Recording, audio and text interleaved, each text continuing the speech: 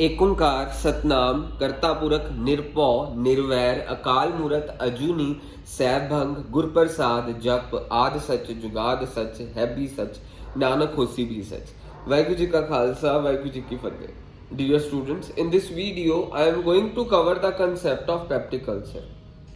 Peptic ulcer का मतलब है bleeding areas on the end of esophagus, stomach and duodenum. Stomach J shaped organ पता है आपको, हमारे स्मॉल मींस हमारे डाइजेस्टिव सिस्टम का एक इम्पॉर्टेंट पार्ट स्टमक है। Stomach is a J shaped organ जहाँ पे खाना स्टोर होता है।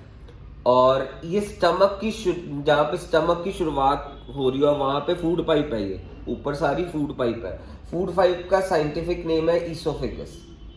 ईसोफेगस फूड पाइप का साइंटिफिक नेम है। ये स्टमक है। अब जो से पेप्टिक अल्सर है ना, एक तो ईसोफेगस के एंड या फिर हम कह सकते हैं स्टमक की स्टार्टिंग में पाए जाते हैं peptic ulcer bleeding areas. Stomach के बीच में भी पाए जा सकते हैं ब्लीडिंग एरियाज, और दुओडेनम में जहाँ पे स्टमक खत्म होती है उसके बाद आता है जेजुनम, जेजुनम के बाद आता है दुओडेनम, दुओडेनम के बाद स्मॉल इंटेस्टाइन आ जाती है। सो यहाँ पे अप्रोक्सीमेटली ये वाली जगह को दुओडेनम कहते हैं। दुओडेनम, दुओडेनम यहाँ पे भी पेप्टिक अल्सर ब्लीडिंग एरिया यहाँ पे भी पाया जाता है। सो बेसिकली लोग समझते थे कि पहले लोग अंधविश्वास लोगों का था कि 1985 से पहले कि ये पेप्टिक ये ब्लीडिंग एरियाज क्रिएट होते हैं बेसिकली स्ट्रेस की वजह से, हमारे लिविंग लाइफस्टाइल्स की वजह से, जिसकी वजह से गैस्ट्रिक जूस यहाँ पे एसिडिटी बढ़ जाती है और यहाँ पे पेप्टिक अल्सर्स क्रिएट हो जाते हैं। लोगों के दिमाग में पहले अंधविश्वास ये था स्ट्रेस के कारण, एंड दूसरी चीज उनको लगता था कि हमारा लिविंग लाइफस्टाइल चेंज हो रहा है जिसकी वजह से यहाँ पे हमारे ना गैस्ट्रिक जूस होता है स्टमक में। गैस्ट्रिक जूस 3 चीजों से बना होता है। गैस्ट्रिक जूस होता है हमारे यहाँ पे, गैस्ट्रिक जूस 3 चीजों से बना होता है। वो 3 चीजें कौन सी है? म्यूकस, दूसरी चीज HCl एसिड, तीसरी चीज पेप्सिन। 3 चीजों से बना होता है हमारा। सो गैस्ट्रिक जूस में 3 चीजें होती हैं, pepsin, mucus and hydrochloric acid. और लोगों को लगता था गैस्ट्रिक जूस के HCl की कंटेंट बढ़ने से बेसिकली पेप्टिक अल्सर हो जाता है। ये गलत था, ये लोगों का विश्वास ही गलत था। सो 1985 से पहले लोगों को लगता था कि हमारा जो सा गैस्ट्रिक जूस है उसमें जब HCl एसिड की क्वांटिटी बढ़ जाती है तो हमारे को पेप्टिक अल्सर हो जाते हैं। ये लोगों के दिमाग में अंधविश्वास था और ये उनको लगता था कि स्ट्रेस के कारण एंड लिविंग लाइफस्टाइल के कारण हो जाता है ये वाली प्रॉब्लम, पर ऐसा कुछ नहीं था। ये गलत प्रूफ, ये धारणा को गलत किसने प्रूव करा? 1985 में 2 पैथोलॉजिस्ट में, हम उनके बारे में पढ़ेंगे। So peptic ulcer bleeding areas esophagus के एंड में, स्टमक में एंड ये दुओडेनम में। स्टमक पहले माना जाता था कि स्टमक में गैस्ट्रिक जूस होता है जो कि 3 चीजों से बना, ये तो बात सच्ची है, गैस्ट्रिक जूस 3 चीजों से बना होता है, पेप्सिन, म्यूकस, HCl एसिड। पर लोगों के दिमाग में ये अंधविश्वास भरा हुआ था कि HCl एसिड की बढ़ने की वजह से ये ब्लीडिंग एरियाज क्रिएट हो जाते हैं। वो गलत है, वो एकदम गलत है। और गलत प्रूफ किसने करा? 2 पैथोलॉजिस्ट ने 1985 में गलत प्रूफ करा। तो अब जरा ध्यान से देखिएगा इन्होंने गलत प्रूफ कैसे करा। पहला था रॉबिन वॉरेन। रॉबिन वॉरेन पहला पैथोलॉजिस्ट रॉबिन वॉरेन था।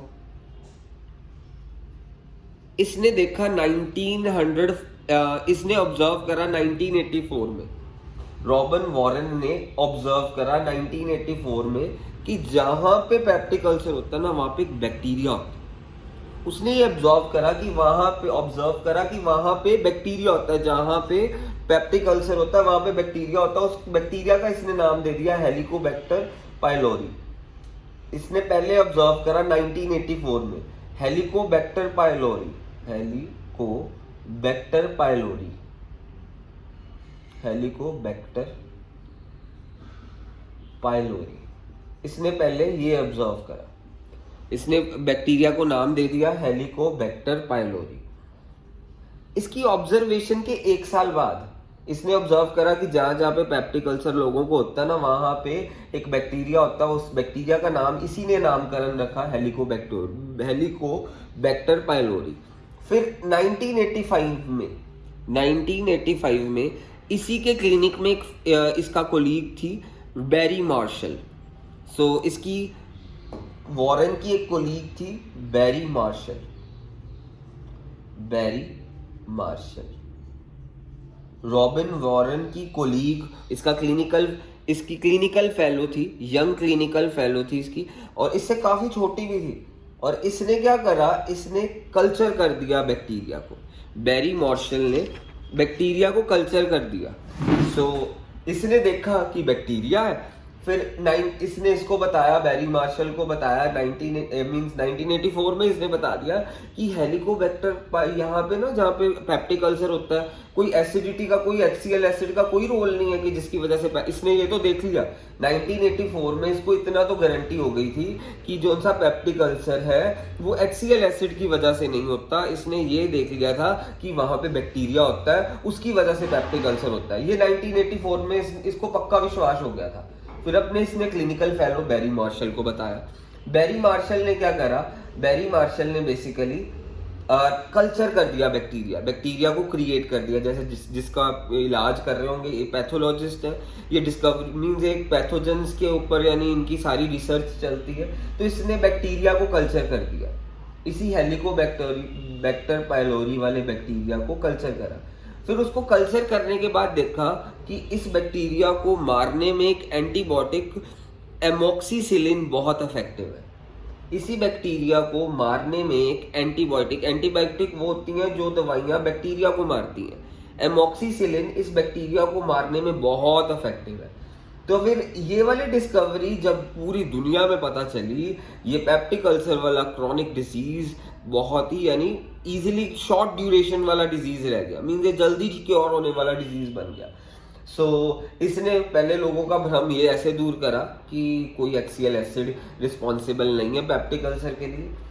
फिर इसने देखा कि वहां पे उसने बैक्टीरिया को नाम दिया है हेलिकोबैक्टर पाइलोरी। फिर इसने अपने कोलीग को अपनी ये सारी डिस्कवरी बताई, डिस्कशंस करी। तो इसकी कोलीग बैरी मार्शल ने 1985 में बैरी मार्शल ने एक बैक्टीरिया कल्चर कर दिया, ये वाला बैक्टीरिया क्रिएट कर दिया, हेलिकोबैक्टर पाइलोरी वाला बैक्टीरिया कल्चर कर दिया। फिर इसने देखा कि उसके ऊपर एंटीबायोटिक एमोक्सिसिलिन बहुत इफेक्टिव है इसको खत्म करने में। तो फिर ये जब लोगों को ये बात पता चली, तो लोगों को मींस पूरी दुनिया में जब ये बात पता चली, इनको बहुत रिगार्ड दिया गया, रॉबिन वॉरेन को भी, बैरी मार्शल को भी। और इनकी डिस्कवरी ने क्रॉनिक डिजीज को शॉर्ट टर्म ड्यूरेशन वाला डिजीज कन्वर्ट कर दिया। इसी इनकी कंट्रीब्यूशन के लिए नोबेल प्राइज इनको मिला in 2005 for physiology and medicine. इनको दोनों को नोबेल प्राइज मिला for physiology and medicine, Nobel prize for physiology and medicine, physiology and medicine 2005 में नोबेल प्राइज विनर है ये दोनों।